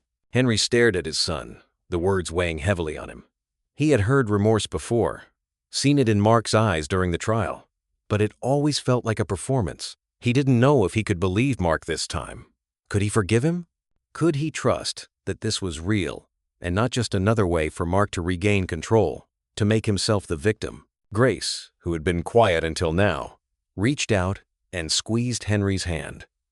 He turned to her, meeting her gaze for a brief moment. Her eyes were filled with hope, but also something else, an exhaustion. a weariness that mirrored his own. She had always been the glue holding this family together, but now, even she seemed unsure of what would come next. "I'm not sure I can do this, Grace," Henry murmured, his voice barely a whisper. "I'm not sure I can believe him." Grace squeezed his hand tighter. "I know this is hard. I know you're hurt, Henry, but I think this could be a turning point. We've been through so much. It won't be easy, but maybe it's time to start healing. For us, for our family." Tom, who had been supportive through the entire process, had offered his usual wisdom when Henry was feeling particularly low. "You can't fix everything, Henry," he told him one evening over a quiet dinner, "but you can focus on what's within your control. Healing isn't a switch you can flip. It's a slow process, but it starts with taking small steps, even when it feels impossible." The therapist's voice broke through Henry's thoughts, reminding him of the present moment. "Henry, what do you need to hear from Mark in order to feel like you can begin to move forward?" Henry took a slow breath, feeling the weight of the question. He didn't know the answer. Could he move forward? Could he rebuild a relationship with his son after everything that had happened? He wanted to believe it was possible, but part of him wasn't sure he could ever look at Mark the same way again. "I don't know if I can forgive him," Henry finally said, his voice raw. "I don't know if I can forget what he did to me, to this family. But I'm trying, Mark. I'm trying to understand." Mark's eyes filled with emotion, and for a moment, Henry saw a glimpse of the son he once knew, the son who had trusted him, the son who had been so eager to please. It wasn't enough to erase the pain, but it was something. As the session continued, Henry sat there, unsure of what the future held. He wasn't ready to fully let go of the anger, but maybe, just maybe, he was starting to understand that healing was a process, not a destination. This was only the beginning. And whether or not he could fully forgive Mark, Henry knew the road ahead would be long. But for the first time, there was a glimmer of hope. The final stage of the legal battle was supposed to be the end of it all, the moment when everything would be resolved, when Henry would finally have his peace. But as the days dragged on, that peace seemed as distant as ever. Mark's trial had already torn their family apart, and now it seemed like there was more to the story than Henry had ever imagined. The media had been watching closely, following the twists and turns of the case with the kind of scrutiny only high-profile scandals could attract. But nothing could have prepared Henry for what was about to unfold. The courtroom had become a place where the truth came crashing down in waves, and the latest revelation felt like a tidal wave. Detective James Carter had been digging deeper, long after the evidence against Mark seemed overwhelming. What he uncovered stunned everyone in the room. It wasn't just Mark who was guilty of embezzling Henry's savings. He was part of something much bigger, something far more dangerous than anyone had realized. The case that had been confined to a father's betrayal was suddenly blown wide open. "Henry," Sarah said, her voice tight with disbelief as she walked into his office after the hearing. She didn't need to say much more. The look on her face told him everything he needed to know. "There's something you need to see." Henry's stomach sank as Sarah handed him a file. It was thick, packed with documents and evidence that seemed to tell a story much darker than he'd ever expected. He flipped through it, his eyes scanning quickly, until he saw the word that froze his blood: syndicate. Mark's fraudulent activities weren't just a family betrayal. They were connected to a larger criminal organization, an international network that had been laundering money, funneling assets, and swindling millions. His hands shook as the realization hit him. Mark hadn't been some lone wolf, acting out of desperation or self-interest. He had been a cog in a much larger machine. His son, the person Henry had trusted the most, was working with people who trafficked in deception and illegal dealings. It was a betrayal on a scale that Henry had never imagined. Henry's chest tightened as he thought about everything he had endured: the sleepless nights, the endless legal battles, the agonizing months spent waiting for justice, and now, this. Mark's actions were a part of something much more extensive than a simple financial crime. This was organized crime, a far-reaching empire of lies and manipulation. "I don't understand," Henry muttered, his voice barely a whisper. How could he be a part of something like this? Sarah's face softened with sympathy, but her words were sharp. "Because he's not just your son anymore, Henry. He's part of a criminal network. The people he's been involved with, they're dangerous.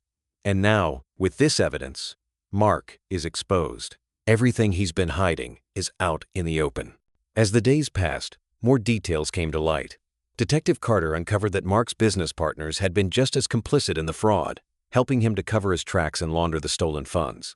These were people Mark had worked with for years, and now they were implicated in crimes far more serious than Henry had ever imagined.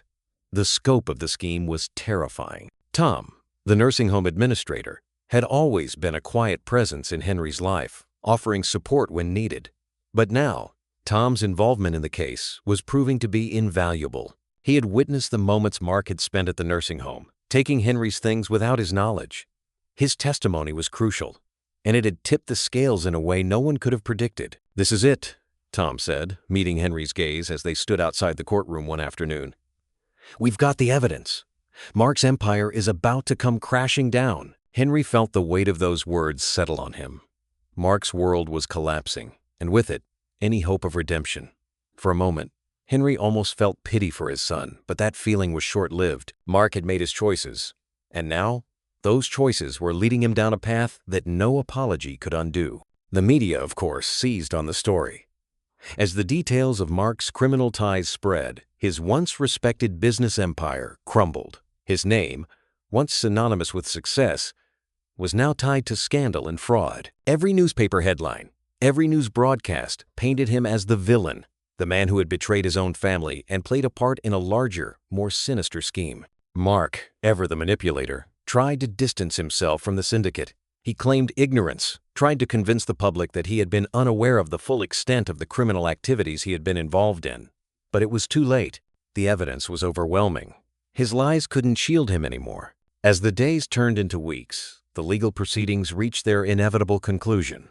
Mark was facing multiple criminal charges: fraud, conspiracy, money laundering. The list was long, and the penalties were severe. His empire, once sprawling and successful, had been built on lies, and now it was crumbling before his eyes. Henry sat in the quiet of his room one evening, staring out the window, his mind racing. The truth had come out, but it didn't bring him the peace he had hoped for. The damage to his family was beyond repair, and Mark's fall from grace had done little to ease the pain. He thought about his son, his flesh and blood, and how far he had fallen. Henry didn't know if there would ever be a way back from this, but as he watched the sun dip below the horizon, he realized that, for the first time, Mark's fate was no longer in his hands. The weight of the betrayal still pressed on Henry's chest, but the world around him was shifting. Mark's future had been sealed, and Henry was left with the aftermath of a shattered family. The road ahead was uncertain, and as the shadows lengthened, Henry wasn't sure where it would lead. It was a day Henry had never imagined would come, a day he had both dreaded and, in some quiet part of himself, longed for. Mark had been arrested. After months of legal battles, accusations, and uncovering layers of deceit, it had finally happened. His son, the man who had once been his pride and joy, was in handcuffs, facing charges that could destroy his life. Fraud, embezzlement, conspiracy, the list was endless, each charge heavier than the last. The legal proceedings had moved like an avalanche, gathering force as the weight of the truth came to light. Henry stood by the window of his room at the nursing home, staring out at the world outside. The sun was setting, casting a golden hue over the quiet neighborhood, but there was no warmth in it, no peace. He had fought so long for justice, fought to expose Mark's betrayal, and now it was here, the moment of reckoning. But even as he stood there, watching the world move on without him, Henry couldn't escape the knot in his stomach. Relief? Yes, there was relief. Justice was being served, but the emotional toll of it all ran deeper than anything he could have imagined. He had wanted this outcome, hadn't he? Mark's actions, the deceit, the manipulation he had to pay the price. But now that it was happening, Henry couldn't deny the pain that lingered. His son, his flesh and blood, was being torn apart by his own decisions. The courtroom had been filled with Mark's humiliation. His reputation, once untouchable, was now in tatters. Every headline, every broadcast seemed to twist the knife deeper, painting Mark as a villain. It was hard to watch, harder than Henry had anticipated. As if on cue, Grace walked into the room, her face pale, her eyes red from crying. She didn't need to say anything. Henry knew how much this hurt her. How could it not? She had raised Mark too, loved him unconditionally. Now, all of that love had turned into a weight that threatened to crush them both. She sat down beside him, her hands trembling as she folded them in her lap. "I don't know how to feel anymore, Henry," Grace whispered, her voice breaking. "Our son is going to prison. He's facing years behind bars, and I can't just forget that. I don't know how to make sense of all this." Henry turned his gaze to her, the pain in her eyes, a mirror of his own. He could see the conflict in her, the love she still had for Mark, the maternal instinct that told her to protect her son, no matter what. And yet, the weight of the truth was undeniable. Mark had stolen from them all, not just financially, but emotionally. He had betrayed them in the worst possible way. "Grace." Henry's voice was rough, like it hadn't been used in days. "I understand how you feel. I do. But he's getting what he deserves. This wasn't just some mistake, some wrong turn. This was deliberate, and now he's facing the consequences. He's facing them because he deserves to." Tears welled up in Grace's eyes as she looked at Henry. But there was a sadness in her expression that wasn't just about Mark's fate. It was about the family they had lost, the relationship that could never be the same. "But he's our son, Henry. I don't know if I'll ever be able to accept that. How do we heal from this? How do we move on, knowing what he's done?" Henry didn't have an answer. He didn't know how they could move on, or if they even could. The betrayal had run so deep. And while Mark's criminal charges were necessary, they didn't make the emotional damage go away. They didn't undo the years of hurt, of broken trust. They didn't give Henry back the father-son relationship he had once taken for granted. Meanwhile, the press coverage of Mark's downfall continued to unfold in the public eye. It was relentless, unyielding, a constant barrage of news stories and media reports that painted Mark as the face of corporate greed and fraud. His business empire, once something he had built with so much ambition, crumbled under the weight of his crimes. It was a public spectacle, his shame laid bare for the entire world to see. The same partners who had once stood by him were now implicated in the scandal, their reputations tarnished as well. Mark's web of lies and deceit had ensnared them all, and now they, too, faced the fallout. But none of it mattered to Henry. He had fought for this moment, fought to make Mark face the consequences of his actions. And yet, as he sat in that quiet room with Grace, he couldn't shake the feeling that there was no victory here. Justice might have been served, but it didn't undo the years of pain, the years of feeling like his world had been turned upside down by the one person he should have been able to trust the most. Detective Carter's voice came to Henry, a quiet reminder in the midst of the storm. "We've uncovered everything, Henry. The full extent of Mark's involvement in the syndicate, the illegal dealings, it's all out there now. He's not going to get away with this." But even as the legal process continued, as Mark's fate became sealed, Henry couldn't bring himself to feel any satisfaction.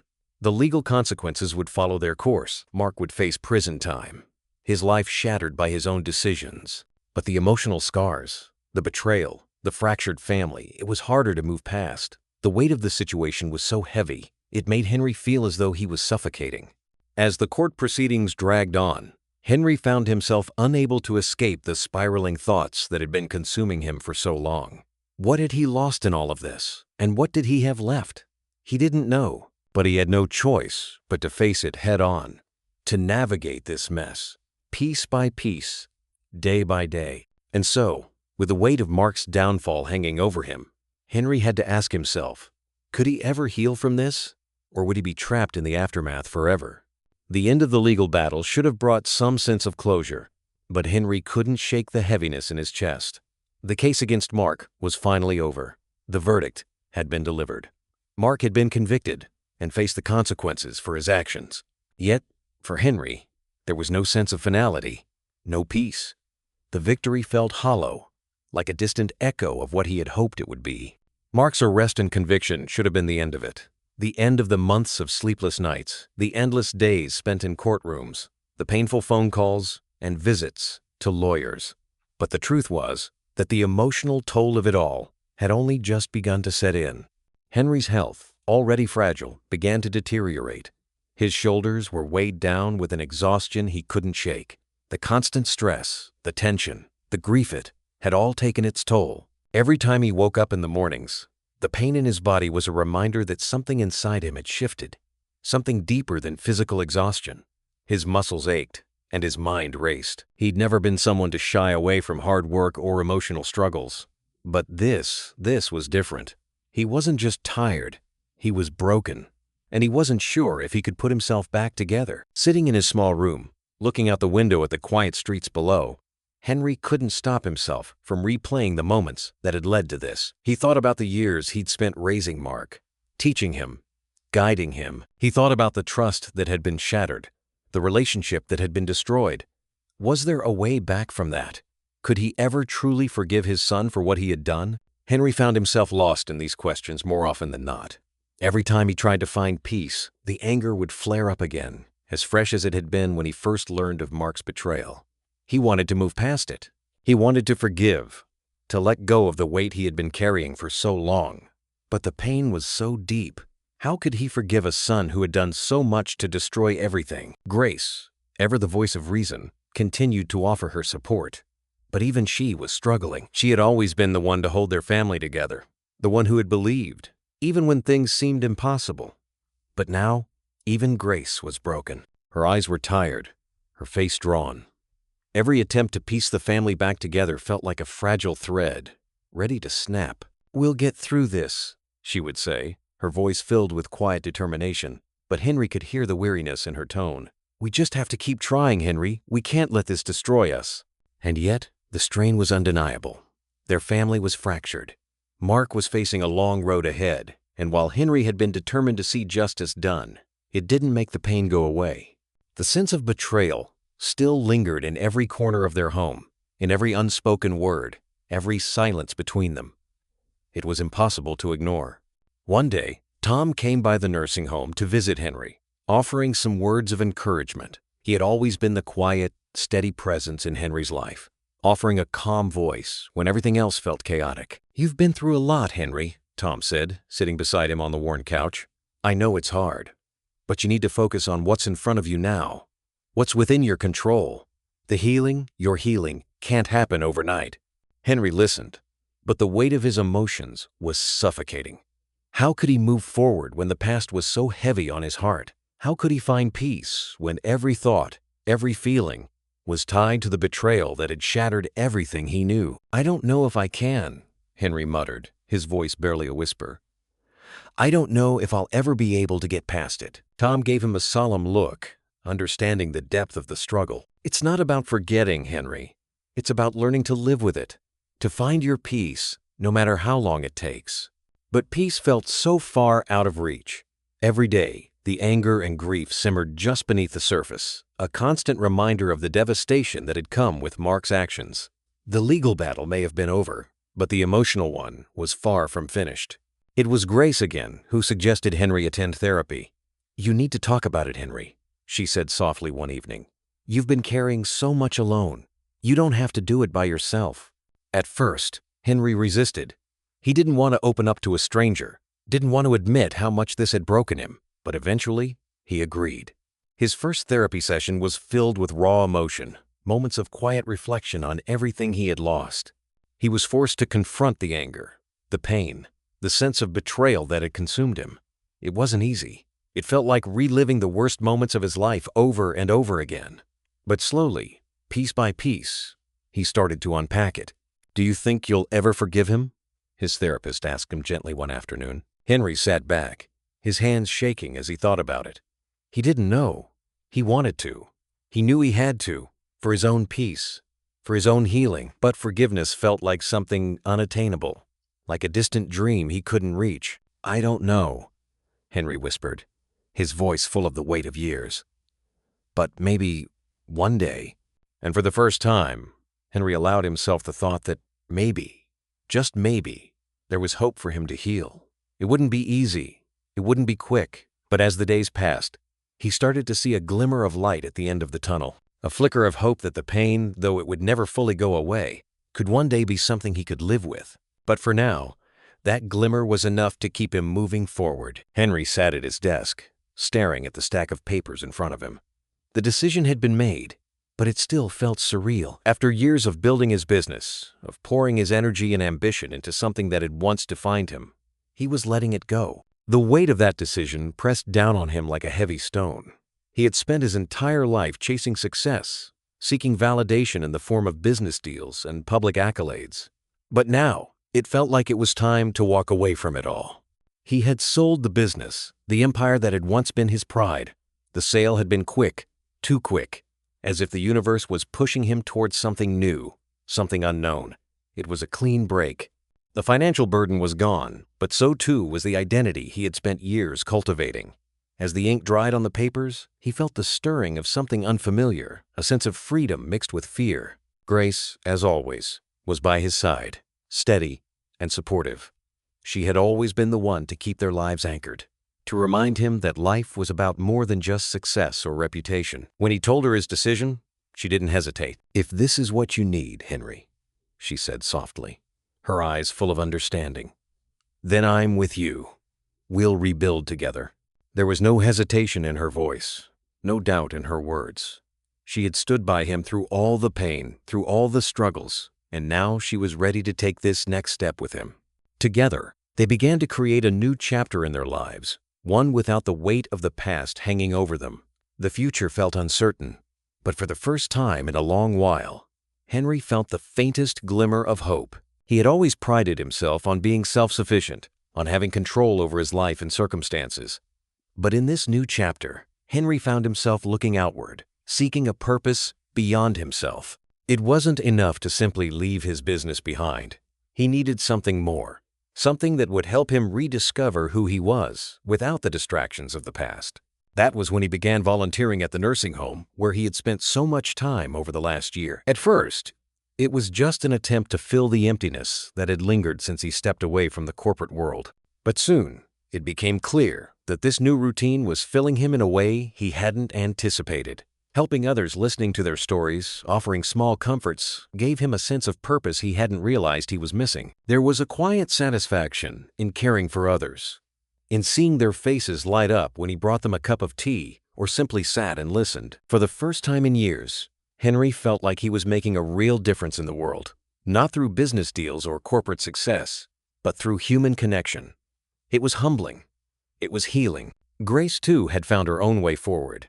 She supported Henry's decision to leave the past behind, but she was also starting to rebuild in her own way. They worked together on the small things, cooking dinner, sorting through old family photos, finding a new rhythm in their days. Slowly, they were piecing their lives back together. The pain from Mark's betrayal still lingered, but there was something comforting about their shared sense of purpose, something that made the weight of the past feel a little lighter.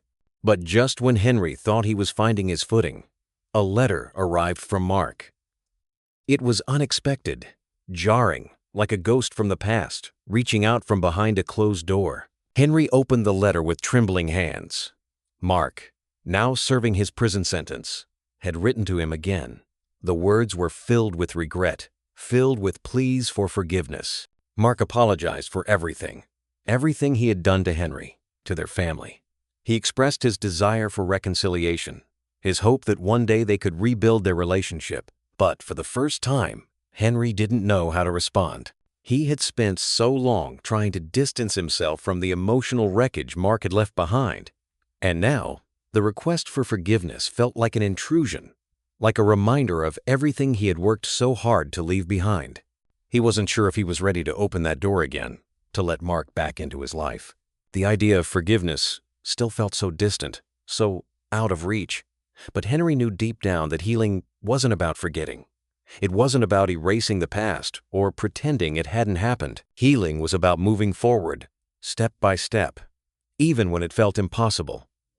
He wasn't sure if he could forgive Mark, or if he ever would, but he was beginning to understand that forgiveness wasn't something that happened overnight. It was something that took time. As the days passed, Henry found a small, quiet sense of solace in his new routine. The emotional weight that had once held him down seemed a little less heavy now. He was finding his way, even if it was slower than he would have liked. And in the process, he was learning that it wasn't about erasing the scars of the past. It was about living with them, learning to move forward, and embracing the future, whatever it may bring. But as the letter from Mark lay on the table beside him, the question lingered in the back of his mind. Could he ever truly forgive him?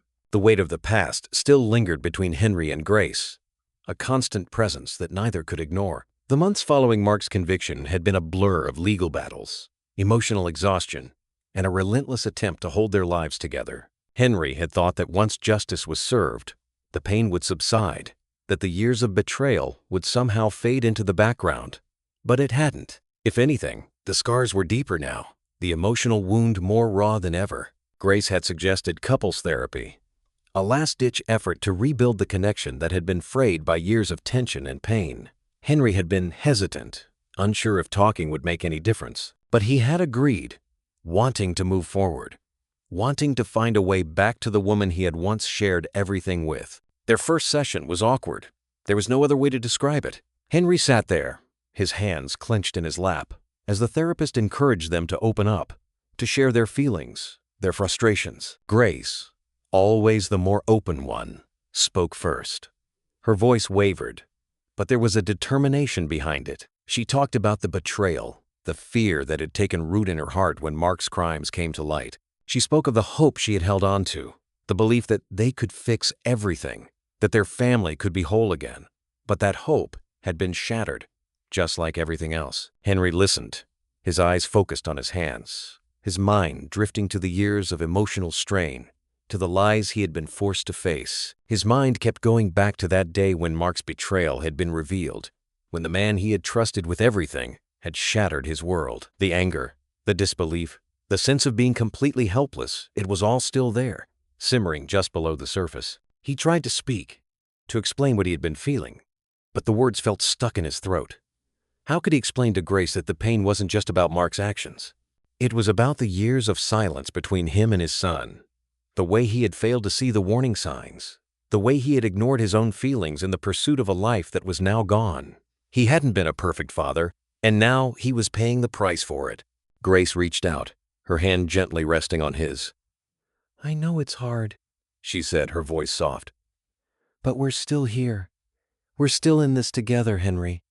You don't have to carry it alone." For the first time in a long while, Henry let himself lean into her touch. The distance between them wasn't gone, but it felt just a little bit smaller.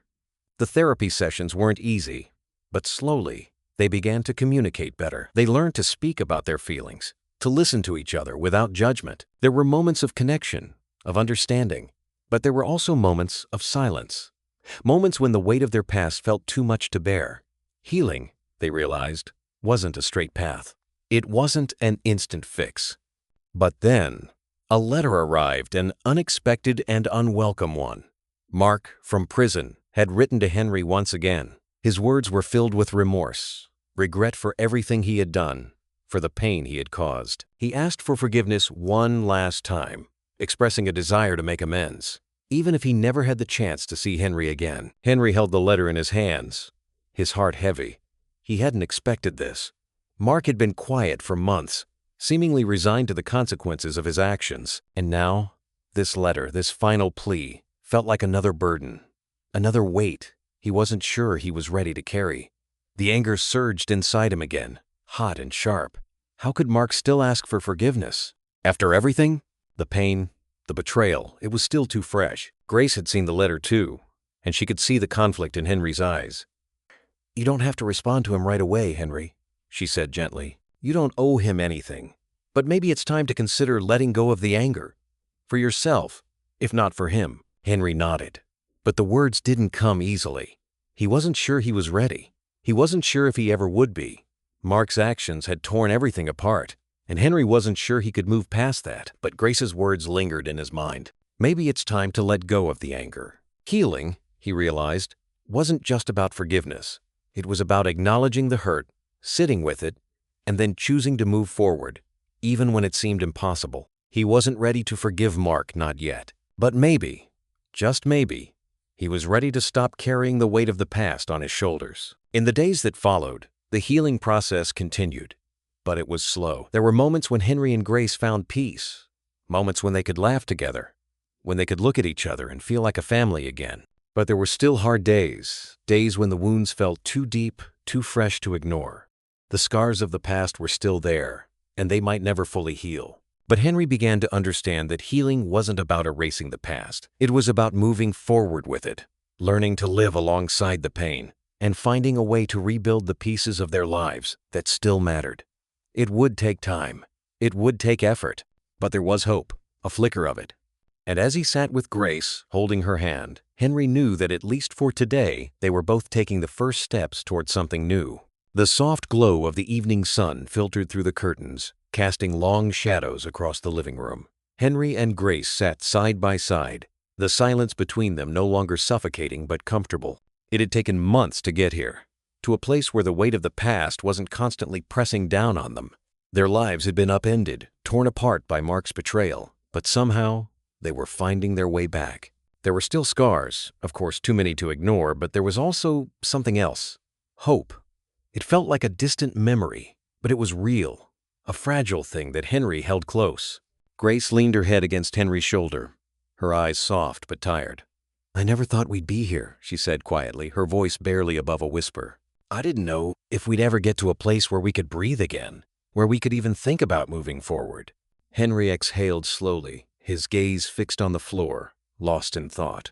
"Neither did I." His voice was rough, worn by the weight of everything they had endured. "There were days when I didn't know if I could even stand up, Grace. But somehow, here we are." She took his hand in hers, giving it a gentle squeeze. "We've come a long way," she said, her tone filled with both pride and sadness. "And I think we're ready to take the next step." Henry nodded, though there was a lingering uncertainty in his chest. He knew what that next step was, the one he had been avoiding, the one that had been looming over him for months. He had made the decision, he had been to therapy, spoken with Grace, and slowly he had come to terms with what needed to be done. He had to see Mark. Not to reconcile everything, not yet, anyway, but to face him, to find closure, to find peace, for both of them. He hadn't been sure if he was ready, but the weight of unresolved pain was heavier than he could bear. Forgiveness was something he had been holding back, and as much as it scared him, he knew he couldn't keep running from it. The prison visit was set for the following week. The morning of the visit, Henry stood in front of the mirror, his reflection staring back at him with a mixture of apprehension and resolve. He wasn't sure what to expect. He didn't know if Mark would be remorseful or defensive. He didn't know if this would help him heal, or if it would tear open old wounds. But he had to try. When he walked into the visitation room, Mark was already sitting there, his face drawn and pale, the weight of his situation clear in his eyes. For a moment, Henry didn't know what to say. It had been so long since they had seen each other, since their relationship had been shattered. The space between them felt endless, yet intimate, as if time had folded in on itself. They were father and son, yet the gulf between them was unbridgeable. Mark looked up, his eyes filled with something Henry hadn't seen in a long time. Guilt, regret, vulnerability. "Dad," he said, his voice shaking slightly, "I don't expect you to forgive me. I don't expect anything, really. But I'm sorry. I can't even begin to explain how much I regret what I did. The pain I caused you, the family. I was selfish, I was a coward, and I know I've destroyed everything." The words were raw, and Henry could feel the sincerity in them. But even as Mark spoke, Henry's heart ached. How many times had he heard those same words? And how many times had they felt empty? Was this different? Or was this just another attempt to salvage something he couldn't fix? Henry took a deep breath, the anger and betrayal still simmering beneath the surface. "Mark, you took everything from me, everything I thought was real. I trusted you. And you used that trust to tear apart everything we built. The hurt, the anger, it doesn't just go away because you're sorry." Mark looked down, his shoulders sagging. "I know, and I don't expect it to. I needed you to know that I'm not that man anymore. I'm not the person who betrayed you. I don't deserve your forgiveness, but I'm asking for it anyway. Not for me, but for you, so you can heal." The words hung in the air between them, heavy and uncertain. For a long moment, Henry said nothing. He stared at Mark, at the man who had once been his son, and something inside him began to shift. The anger, the hurt, it was still there, still sharp, but the weight of it began to feel a little lighter. "I don't know if I can forgive you, Mark," Henry said slowly, his voice thick with emotion. "I don't know if I'll ever be able to, but I'll try. I'll try, because I can't keep carrying this anger. I can't keep living in the past." Mark nodded, his eyes filling with tears. "Thank you. Thank you for giving me that, even if it's just a little." The conversation didn't fix everything. It didn't magically erase the years of pain and betrayal. But in that moment, something inside Henry clicked.